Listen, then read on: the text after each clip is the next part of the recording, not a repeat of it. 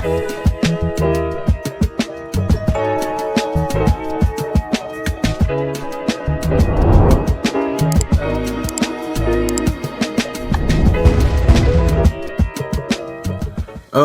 hey everyone, welcome to another episode of On the Wrist from Off the Cuff. I have a really cool little segment for you guys where we're really going to talk about three of my absolute favorite go anywhere, do anything, everyday adventure, kind of field-based timepieces in the vein, of course, of icons like the Rolex Explorer 1 or the Omega Aquaterra / Railmaster. Now, these are all three different really handsome micro brands, and yeah, I think they're some of the best options available out there today. And while they do share quite a few details thematically, they really do also differ quite a bit in terms of their execution overall. Now, this segment has actually been proudly brought to you by WatchDesignAcademy.com. As a wristwatch enthusiast, I think we've all had thoughts of creating our own perfect timepieces.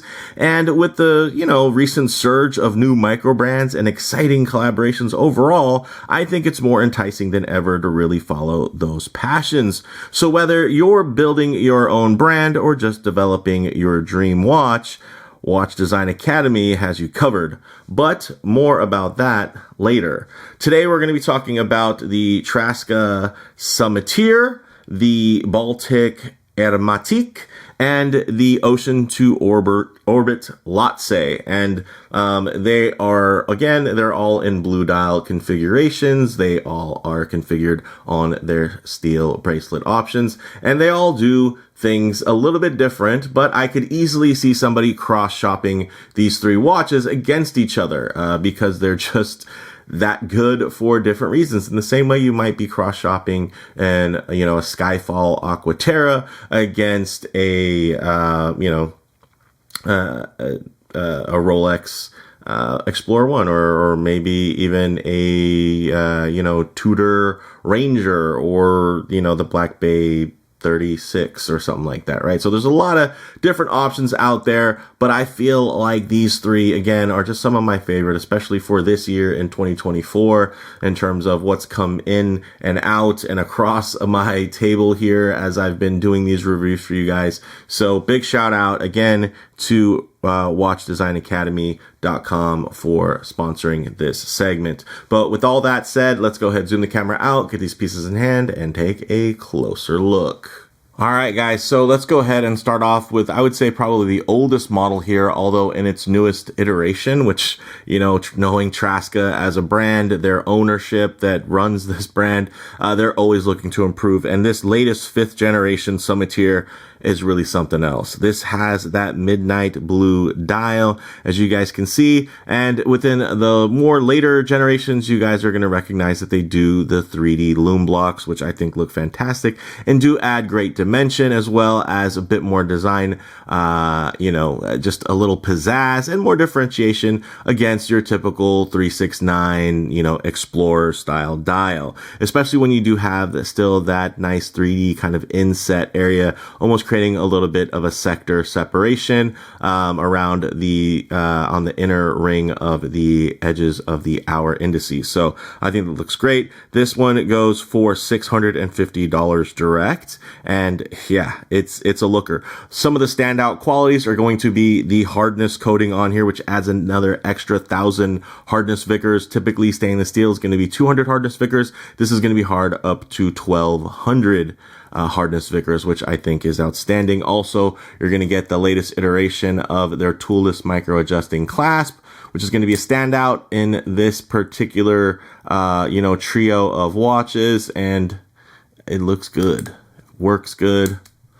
I'm a fan. I know some folks, might be curious to see how this feels. It's definitely quite solid. You can see even nicely milled in terms of the push button triggers. You're getting even a little bit of perlage decoration there. So very clean, definitely very simple. It definitely focuses more on that less is more type of aesthetic. Now, moving on to the next watch here. This one is going to be probably one of the more polarizing options, but with that, some people might hate it, but a lot of people might also love it to the same effect. This is the Baltic Hermétique, and this is going to be the blue dial iteration. And this one, in terms of the dial, the complexity here is drop dead gorgeous. I mean, look at that high polished ring that comes around the outside there that just plays with the light. You're also getting the 3D lume blocks. They're going to be, of course, executed to a slightly different level. I would say out of all three, this one definitely is going to have more of a vintage vibe, and in terms of its aesthetic, but also in terms of its build quality. This is one that, of course, you take this back 50, 60 years, people would have been blown away by the quality. But in terms of like today, it doesn't really give off that overbuilt nature look in terms of the feel either. But the nice thing is, not everybody's looking for that. Some people really enjoy that aesthetic. They enjoy that feel, something that's a little bit thinner, a little bit lighter. Also, that something's going to be quite divisive is going to be this crown. Yeah, I'm not crazy about this. It's one of the things that slows me down a bit in terms of wearing this watch. I love the aesthetic. The usability of this crown isn't the greatest, but it definitely is one that it's meant to be a worn watch. So you wear it, it's going to be charged. It's because you're going to be, moving around the rotor that's inside there.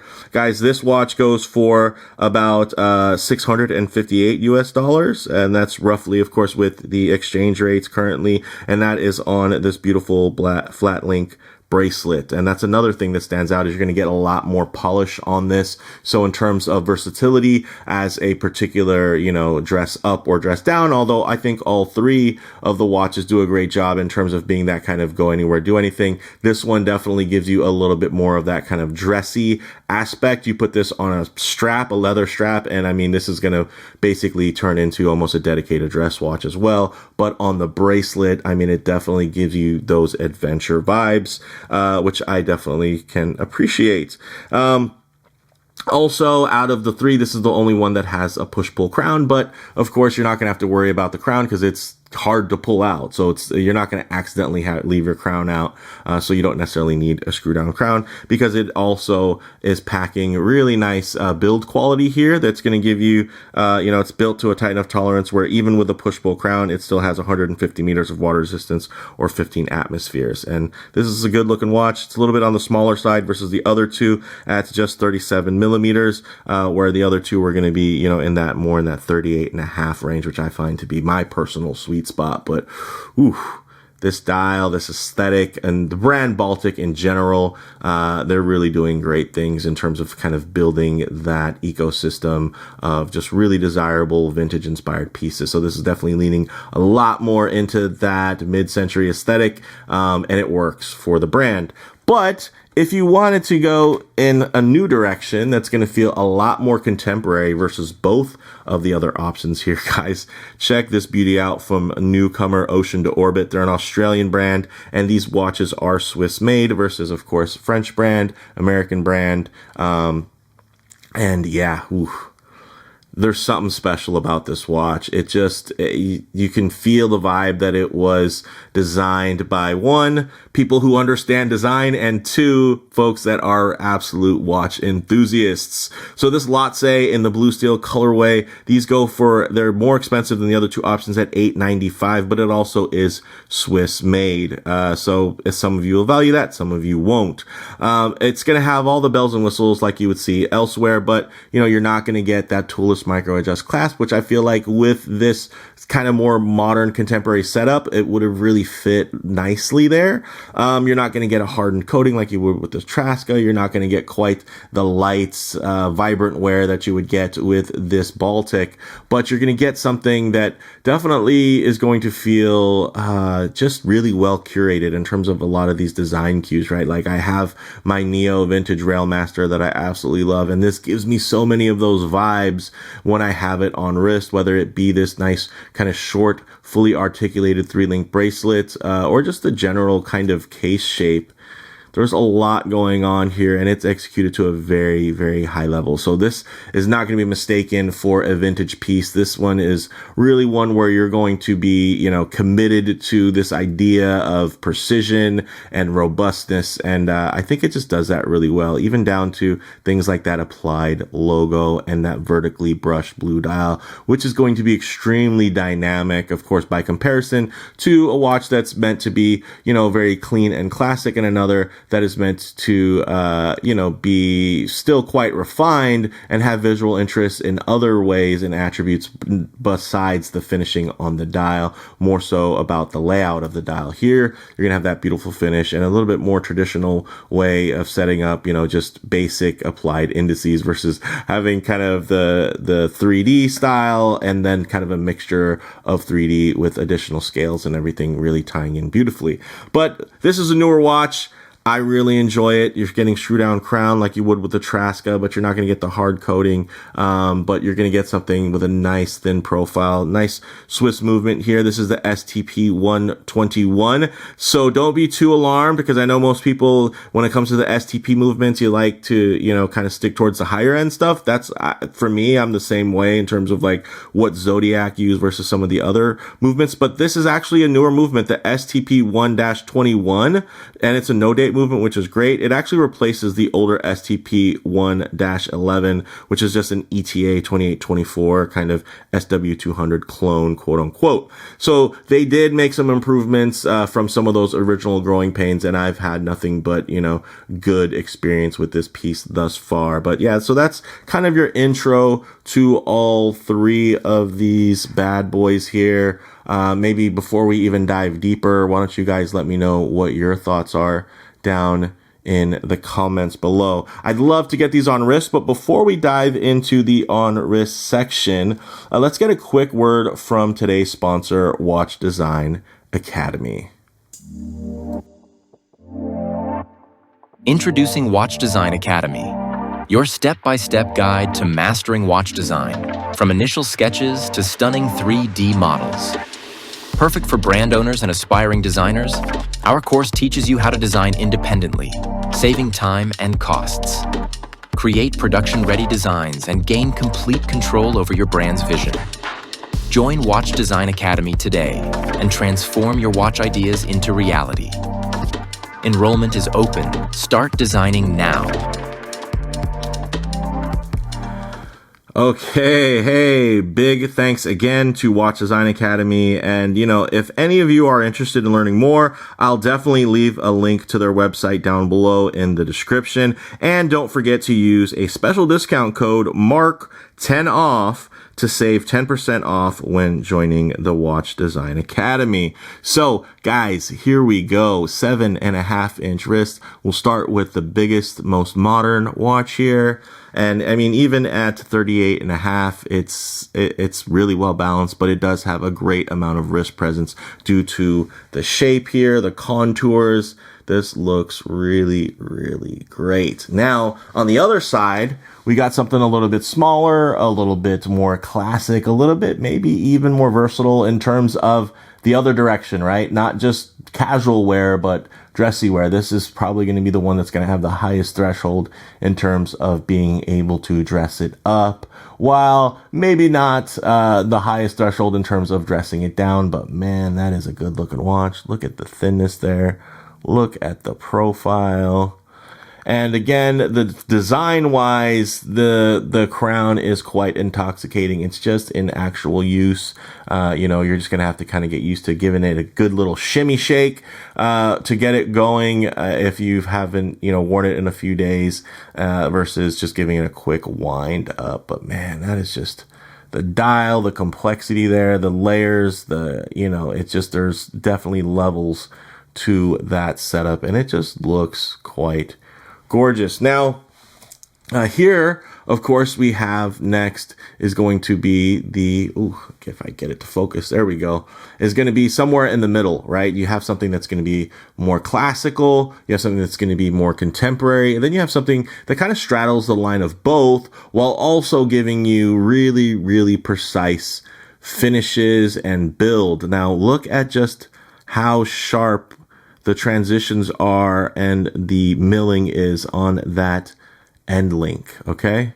Look at, like, that is impressively well done, and nobody's asking for this. These are things that Traska are internally motivated to do. Now, when you compare that to this guy here, you're going to see, although this looks great and I would never complain about it, definitely not quite up to the same level. And then you go here, it's going to be a lot more basic. You're just going to get the two little engraved lines there, right? Which again, I wouldn't complain about that, but when you have these types of little details, it's something that really just resonates with me. So let's get this on the wrist now. And again, very simple in terms of the setups here, being the twin push button triggers with the manual micro adjustment. Here you're going to get just two spots, two positions, because these are very short links, essentially, the length of a half link. So you don't really need to have a long clasp with a bunch of empty spots on there. And then here you're going to have, the nice versatility, of course, of having that highly desirable modern toolless micro adjustment. But look at that. That's a looker. It's in between though. Maybe there's going to be people who will this will stand out enough for them to pull the trigger, or this will stand out enough to pull the trigger, and they might overlook something that is just so just nice and as much of a sweet spot as this. But of course, if I get my wrist too close to the camera lens, you're going to get a bit of perspective distortion. It's going to make the watch seem a lot larger than it actually is. So all I do is keep my wrist nice and low, and then just tighten up the frame here so that you guys can get still a detailed look, but just add a bit of a truer aspect ratio as to how this may lay on your own wrist. So check that out. The Traska, looking very nice, very legible, very balanced. It's just very harmonious. But again, some might find this boring, but I will say some of the most classic, watches with the most longevity in terms of wear profile and something that you really are going to enjoy are going to be these really ultra refined pieces that can at a glance be quite vanilla, but then you find those beautiful details the longer you look at it. I mean, the transitions between brushing and polishing, the fact that it is hard coated, but it still looks as bright as an uncoated stainless steel. I mean, that's pretty immaculate. So actually, let's go ahead and swap over to a different watch. Now, the Hermétique Tour, this is nice. Tour Hermétique. It's fun to say, even a little more complex to say, more complex to set and wind. But with that quirkiness, there comes a bit of a connection, a love, a desire to wear this watch. And it is a bit of an X factor here. That is something that you can't spec out. There's no bullet point for X factor, but man, can you feel it when it's on the wrist. And I'll say that's something about what Baltic does that. It just, it resonates in a way that doesn't get captured in photos, doesn't get captured in videos. But it gets captured because you end up wearing it a whole heck of a lot. And, this dial is just gorgeous. The case, again, this is going to be the most simple, in terms of the kind of case complexity, the finishing level. It's going to be very simple. Definitely still nice. Like, this is a well finished piece, don't get me wrong, but it definitely leans into the more basic aesthetic that you would get from a vintage watch. And I like that. Compare this to a vintage watch, it's incredibly robust and built better than it needs to be. Compared to, something a little bit more contemporary. And yeah, it's not quite going to hold that same feeling of robustness from a more modern watch. But with that, let's move on to a more modern watch. Ooh, yes. That dial, the playfulness there. It's a simple thing. It's not overly complex or anything like that, right? It doesn't give you quite the Easter eggs of the other two watches. But what it does give you is just at absolute face value, a great looking timepiece with finishes that flow. Look at that vertical brushing just carried throughout, guys.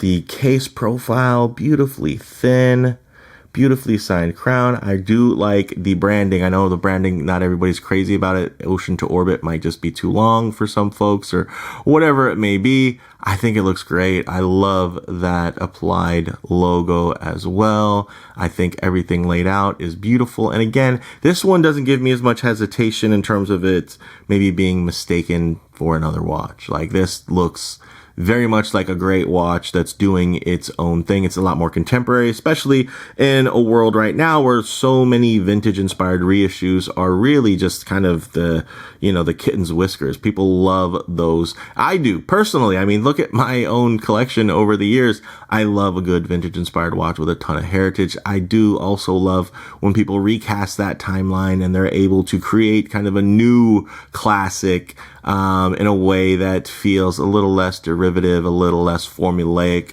but still fits the theme just beautifully. I mean, this thing is just, it's beautiful, and it reads very clearly as a tool watch with those brushed surfaces, but then it also reads as a watch that's doing a little extra for your wrist time, right? Because it does have those beautiful finishes, those transitions, the well thought out proportions, and just, oof. I mean, these are all modern pieces that are going to have, modern niceties, hacking hand-windable movements, beating at 4 hertz, so a nice smooth sweep, having, really gorgeous sapphire crystals with anti-reflective coating. There's a lot to love here. I mean, all 3 of them even all have drilled lugs, which again is just so cool. And they all are available with blue dials. So, it's just, I dig these. But with that said, let's get this off the wrist, set up for some Lume shots, low light transition, and closing thoughts. Okay, let's go ahead and hit the lights here, guys.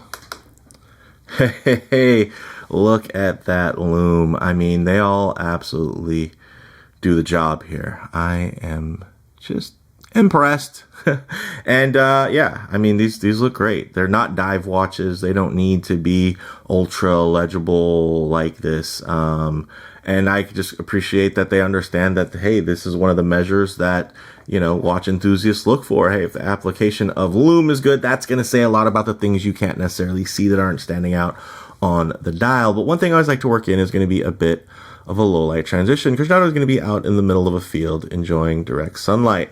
A lot of times you can find yourself coming out of buildings, walking underneath overhangs, or just hanging out underneath the shade of a tree. So it is nice to see what those colors, textures, and finishes run like in less than optimal lighting, guys. You can see there's a lot to love here in terms of the play on these dials. We'll start with the Traska. That blue is very pure. It is absolutely a beautiful medium blue, whereas you can see the Baltic being quite dark. It's the deepest, darkest blue out of the crowd, and there will be times at a glance that it might even be mistaken for a black dial watch. So if you're looking for that level of kind of versatility, that's something to consider.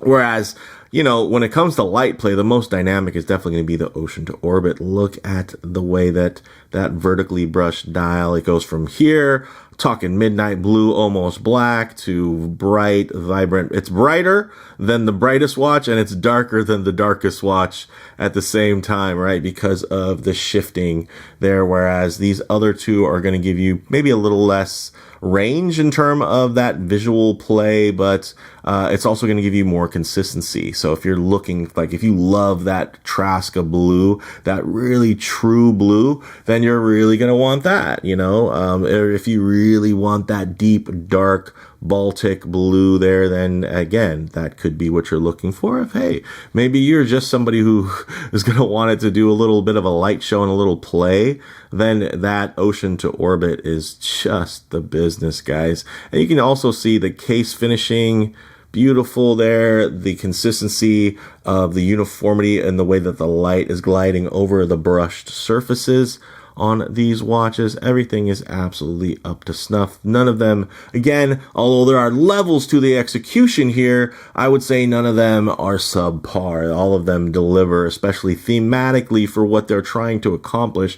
They do that. And other things to note, of course, things like the fact that the Traska is a 5th generation refinement. So it should be the most refined watch here in terms of its execution. The Baltic, I mean, again, they don't need to try harder or try in a way that's going to detour them from that original theme of that vintage inspired aesthetic. Whereas the, one thing to keep in mind about the Ocean to Orbit is that it is a new brand, and this is their first iteration, and it's this good and this exciting right out of the gate. So I can only imagine what future iterations will hold for this brand. But guys, I love all three of these watches, and you know, it's thanks to the magic of the internet that I'm able to have all three here. You know, thanks to me having a review channel, and I'm just kind of forced to continue to try out new watches that I really enjoy.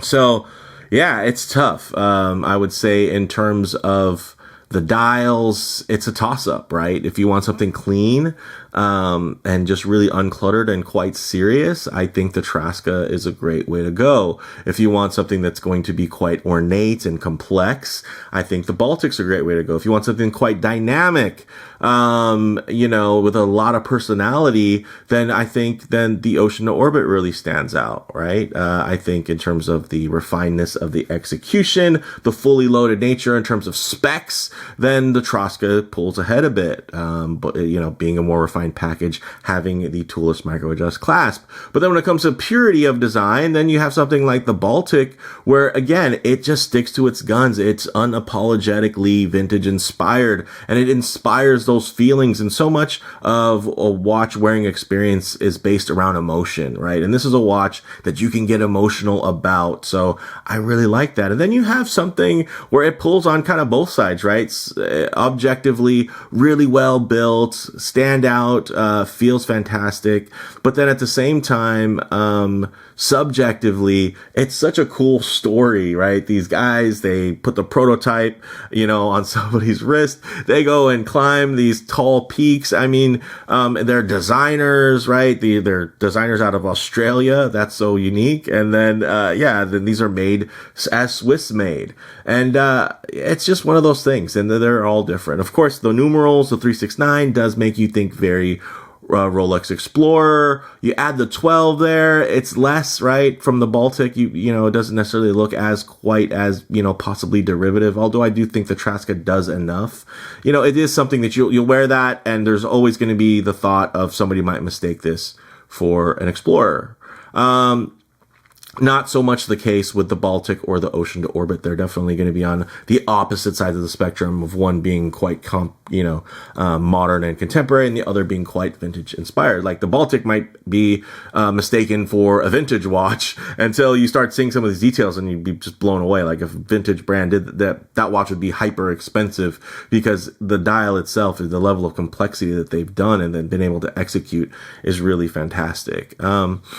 So yeah, I'm torn, guys. I love all three of these watches. They are fantastic to have individually, and to lay them all together next to each other, it's been even more fun. So, again, big thank you to Watch Design Academy for sponsoring this segment, guys. You know, I'm an independent channel. I don't do paid reviews or anything like that. I don't even flip the watches or pens or knives that come into the channel, really. I mean, if somebody comes along and makes me an offer, I'll consider it. But like, I'm not out there flipping stuff and hustling. So when it comes to sponsored segments, it keeps the channel going, keeps the motivation high. So, if you are interested in that, I know I've talked to various Microbrand owners about that. I've even called down and emailed to certain factories, and like really early on in the channel, to kind of look into all that. But one thing that I, hadn't been able to really ever have an option for was the design side,